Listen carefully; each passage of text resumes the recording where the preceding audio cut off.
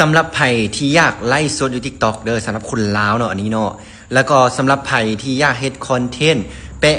ตะกร้าสินค้าเนาะเวลามีคนมาซื้อเขาก็จะได้ค่าคอมมิชชั่นสินะเนาะเวลาเขาไล่สดเขาเปะตะกร้ามีคนมาซื้อเขาก็ได้ค่าคอมมิชชั่นหรือว่าเขาเจ้าเอาของขวัญมาให้เขาก็สามารถไปแลกเป็นเงินได้จังซี่นะทุกคนนะคนลาวก็เฮ็ดได้คือกันเนาะค่อยก็เฮ็ดมาดุลแล้วนะทุกคนนะมื้อนี้คือที่มาเฮ็ดคลิปแนะนำให้ทุกคนเนาะว่ามันมีข้อแนวใดได้ข้อดีข้อเสียอย่างน้ำเนี่ยนะทุกคนนะใครที่สนใจฟังเบิ่งเด้อใครที่อยากหารายได้นะทุกคนนะเดี๋ยวค่อยสิยกตัวอย่างให้ทุกคนเบิ่งเด้อเฮาไปเบิ่งนำกันแล้วค่อยจะอธิบายเนาะทุกคนเบิ่งจนจบเด้อแล้วทุกคนจะเข้าใจเนาะค่อยสิยกตัวอย่างของน้องน้ำใสให้ทุกคนเบิ่งเด้ออันนี้น้องก็ได้ไล่สดมาดนแล้วนะทุกคนเนาะสิเข้าเกือบประมาณ2เดือนแล้วแหละอันนี้นะอันนี้ TikTok น้องน้ำใสเนาะคนลาวอาจจะบ่เคยเห็นไลฟ์สดก็จะประมาณนี้แหละทุกคนเขาเจ้ามีการ PK อย่างกันเนาะเขาก็สามารถเลือกซุ้มของขวัญตามตัวนี้นะทุกคนนะเนาะมันมีหลายๆอันให้เขาเลือกมันขึ้นกับราคาแพงราคาถูกอย่างซี่แหละเขาก็สามารถซุ้มให้เขาเจ้าก็สามารถแลกเป็นเงินได้นะทุกคนเนาะอันนี้คือการซุ้มของขวัญเดี๋ยวค่อยให้เบิ่งรายได้ของน้องน้ำใสเด้ออันนี้ก็จะขึ้นเหรียญประมาณนี้เลยเนาะเขาสามารถแล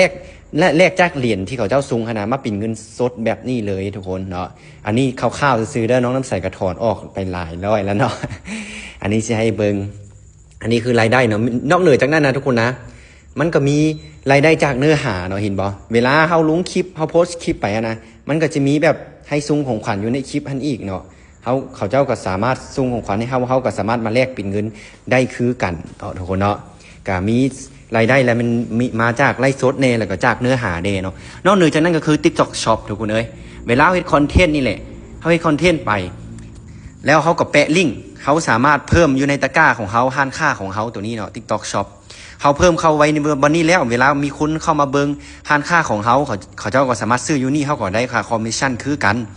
และนอกเหนือจากนั้นเวลาเฮ็ดคลิปไปนะทุกคนเขาก็สามารถแปะลิงก์ตัวนี้เขาเจ้าซื้อเขาก็ได้ค่าคอมมิชชั่นคือกันเนาะแล้วก็อีกตัวนึงก็คือเวลาไล่สด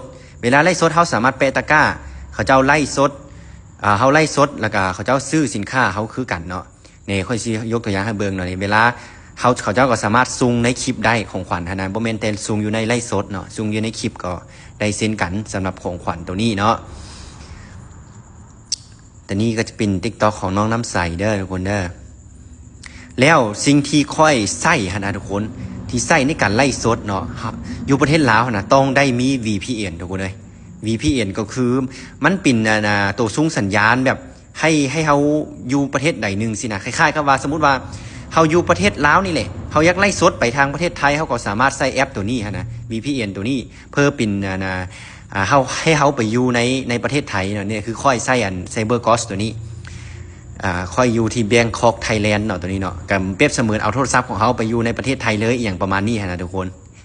ตัวนี้ก็คือเขาเอิ้นว่า VPN เนาะเขาจะใช้ตัวนี้แหละ CyberGhost กับบู VPN ตัวนี้เนาะ2ตัวนี้ค่อยใช้นะตัวบู VPN กับ CyberGhost ตัวนี้ปีนึงก็ประมาณ40-50 เหรียญนี่แหละมันก็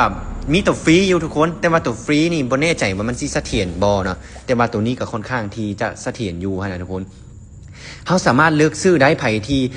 อยากไล่เริ่มต้นอย่างสินะยังแบบบ่อยากซื้อเป็นปีเถอะก็ลองจักอาทิตย์เบิ่งหรือว่าเดือนนึงเบิ่งก่อนเนาะว่ามันสิเวิร์กบ่นะทุกคนนะเดี๋ยวค่อยเช็คเบิ่งไล่สดทุกคนได้นี่เห็นบ่ได้หมายความว่าคนสิเบิ่งถล่มทลายทุกคนมันก็ขึ้นกับคอนเทนต์ของเฮาแน่เนาะอันนี้คนที่ตาม4ล้าน7แปะตะกร้าสินค้าเลยทุกคนเขาสามารถซื้อตะกร้าสินค้าอยู่ในนี่ได้เห็นบ่ซื้อเครื่องอยู่ในนี่เขาเจ้าก็ได้ทั้งค่าคอมมิชชั่นแล้วก็ได้ของขวัญน้ำเนนะทุกคนเนาะก็แล้วแต่บางคนก็เฮ็ดหลายอันหลายแนวเนาะนี่บางคนก็เฮ็ดตามของขวัญอย่างสินะบางคนก็พีเคกันใส่หน้าตามาไลฟ์บางคนก็เห็นบ่นี่อันนี้ก็เฮ็ดตามของขวัญเนาะเขาเจ้าซุ้งของขวัญอีหยังให้ก็เฮ็ดตามนั่นอีหยังประมาณนี้นะเนาะก็แล้วแต่คอนเทนต์ของเฮาก็แล้วแต่ความสามารถของเฮาว่าซั่นซะเนาะว่าเฮาสิไลฟ์แบบใดนะบางทีก็มาคุยกันมาเว้ากันสินะคนถึกใจคนมาฟังเขาเจ้าก็ส่งของขวัญให้เฮาบางคนก็มาติ้นมาแดนซ์นี่แบบนี้เลยทุกคนเห็นบ่เนาะเนี่ยนี่ก็มาล้มกัน PK ก็คือต่อสู้กันนี่แหละว่าไผสิได้รางวัลหลายก็ไผอย่างประมาณนี้นะแล้วหลายๆคนถามว่าเฮาสิถอนออกได้บ่เฮาสิแนวใดนะทุกคนก็คือ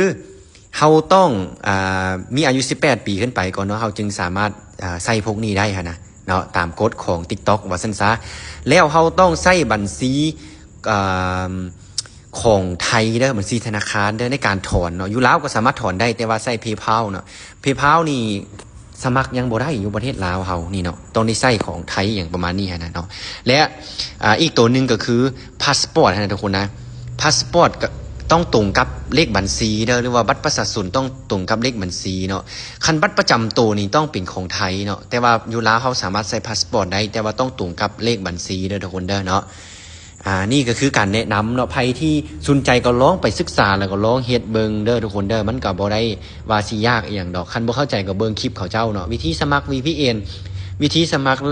ไล่สดอีหยังสินะใครบ่เข้าใจก็สามารถทักมาหาถามคอยได้เนาะ